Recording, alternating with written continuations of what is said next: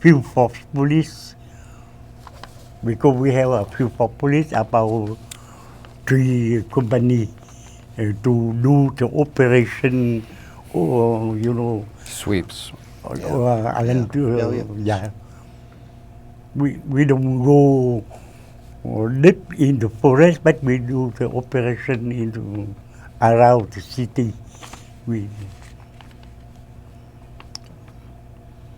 Mr. Clark, in today's environment, Afghanistan, Iraq, it's clear whole build, it's advising Army elements as well as the police. From your experience in Vietnam,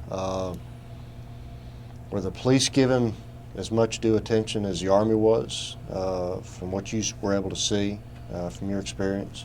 Well, I think, or do you think that maybe they didn't need as much? No, they didn't. The police, there weren't that many U.S. military where I was. They were mostly just advisory teams, small advisory teams from USAID, and there would be an agriculture advisor, maybe even a medical advisor. So you just had a small team of people, and you didn't have a lot of interaction with the military. Okay. And with that, from the Vietnamese police, did they work closely with the Army that you saw, or were they totally separate, just doing normal police functions? Doing mostly normal police functions. Okay. And question number 14, the relationship that he saw between policing and pacification.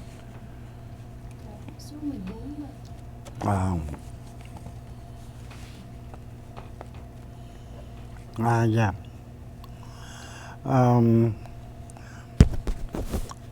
After my opinion, I think when we should have policing and pacification should go together. With police, we have we get like in one village, we get order in the village, already order, but we have to stay, not to go after you pacifying the village. You should let something to to prevent communists to come back, because excuse me, like in Iraq, you pacify, you are quick victory American, but you don't stay, you go and the communists come back. That's why in my Khanh Hoa Province, I have 6 districts. After my headquarters, I have 6 districts, and each district we have from 30 to 50 villages, and in each village I put from 5 to 6 policemen, police officers to stay and to keep the security. Before, after Army pacify the region, Army go and community come back. That's why we have to stay. So. I guess as a follow-on question, number 13, we talked about the relationship between policing and internal security. How does he see that connection or that relationship there?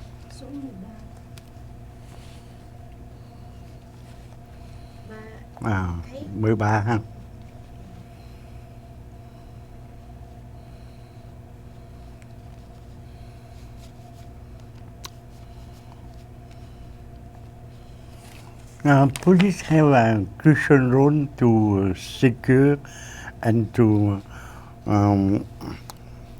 protect the citizen. Because, like I believe what have we done? We have to to check as often as we can to pay the identification. It means we keep always an eye on the suspect, because you know the suspect, the communists, they were around. If you leave the place, they come quickly. He come back quickly. That's why we keep check. We have to always keep checking. Yeah. Sometimes we don't have enough information about them, but we have to check, to move, to everything, to disorganize the communists. Otherwise, come back. So he had good intelligence. Good intelligence. Yeah. Yeah. He did. Yeah. That's why in our province, Nha Trang, I will have a checkpoint everything, everywhere. Yeah. We have many bases, many like the American forces, Vietnamese forces, Korea, and Ranger school. You have a Navy, Special American forces. Navy too, yeah. Special forces. Yeah, but that's why the police have to make the place secure. Otherwise, the troop come side. If the place, if the road not secure, they come side the troop, you know, they influence the military bases too. You know, Mr. Clark, I'm sorry, you going to say something? Yeah. Yeah. More focused questions about, in this question about the security models. Yeah. The French security model and the CIA, what was more focused on intelligence gathering. I Right. think that's a very good question. Yeah. Okay. You think we ought to go back to that? No, I think the answers are there. Yeah, I think so too. And I kind of, Mr. Clark, sounds like from what you, as an advisor, a very well-respected police force, looked upon favorably by the populace. Is that kind of your impression? Yes, absolutely. You know, because I've been an advisor in Iraq and Afghanistan, and it's kind of the antithesis of that almost. But it was more so, the closer you got into the city, the more well-educated and the more affluent people were, the more they understood that, the more they accepted the police. The further you got out into the hamlets and the villages, you tended to deal with people, I think, that weren't quite as well-educated, had more to be fearful of because they're on the perimeter of the Viet Cong. Your protection, the police were there, but your protection in the hamlets and the villages was dependent upon regional forces and popular forces.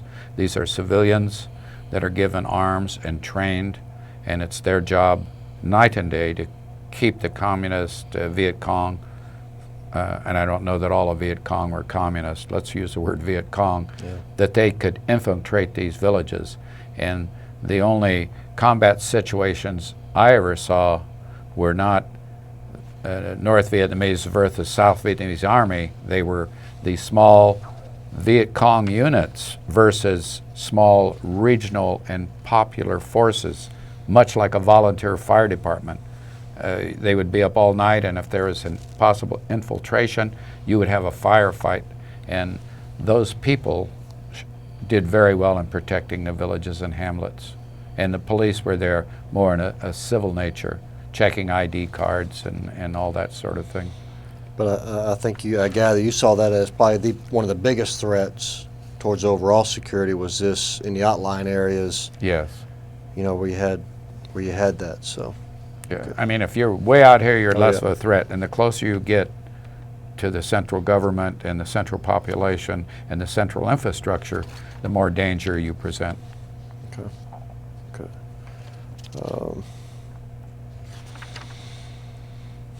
I remember one job Chief Cuong had.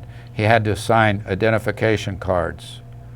So you take a province with, say, 1 million people. Everybody needs an identification card. He would spend half his day Yeah. signing identification cards. Only he could sign an identification card. And through my efforts, we finally convinced the Vietnamese national government to delegate that to the deputy chief. And it freed him No. to do a lot more than sit around the office all day putting a signature on something. So, Yeah, Go I ahead. want to go back to page 3, to question number 3, and sort of tie, what Mr. Clark just talked about, that relationship. How did you work and engage with each other on a daily basis? Down to bar. Số 3. Down bar. Trang 3. Page 3. Yeah. So Ok, trang 3. bar, Số 3 ha.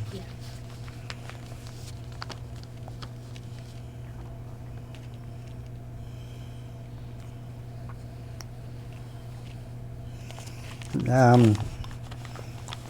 In that matter, I think Frank helped me the most because with here he try, he have I mean he very popular not only with Vietnamese administration but with the military, American military or Korean military. He very, when we need something we don't have, because we don't have enough money, the credit the Vietnamese give me it not large. He have to contact allied forces to receive to have what we need for my headquarters. He used to ask for help from the use cement, wood from Korea, from Korean forces, from American prison forces. Everything I need, he used. so I was busy building relationships Yeah, very with good. other American and Korean entities, so that you could go and say, we really need gasoline, we're having a hard time doing the patrolling, we're having a hard time with the rations or whatever we want to give these policemen, and you could work with those people and they would find the material for you. That's why he is my precious friend. Everything we need, he tried to get it. Yeah. 1 week after, or 2 weeks after, or 1 month after, but he get it. Mr. Clark, did your advisory role evolve over time? Did it change? Was it pretty steady, or I guess based on your relationship, how did it change over time? I think it changed somewhat. The more you learned about the Vietnamese and what they were doing, of course, you were able to try to take your American experience and blend it with the Vietnamese experience to come out with something better. It didn't always come out better, but sometimes it did come out better. And again, probably the most important thing was providing logistical support to the police, but also monitoring that support. Was it the assets you gave them, were they being used like they were supposed to? you know, if you had 100 Jeeps and you're using 10 gallons a day, that's 1,000 gallons. How much gas was he using? So, you know, you had to monitor to make sure the things you were giving them were used correctly and not being misdirected somewhere.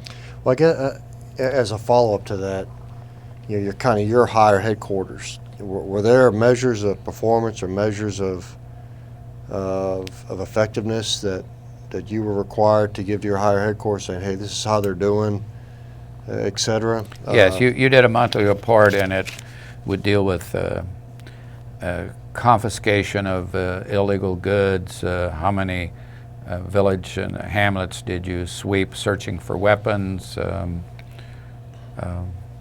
how many traffic tickets were issued for traffic violations, because it wasn't all military. You have a military mission and you have a civilian mission. So they're civilian. How many fires did you have, because he's in charge of the fire department, things of that nature. So you had a monthly report that you had to submit. Okay. And I'd like to go to question number 4, page 3, to what he saw was a mixture of theory and training versus the application of on-the-job training. Yes, ma'am. Down 3, page 3. Trang mấy con? Down 3, số 4.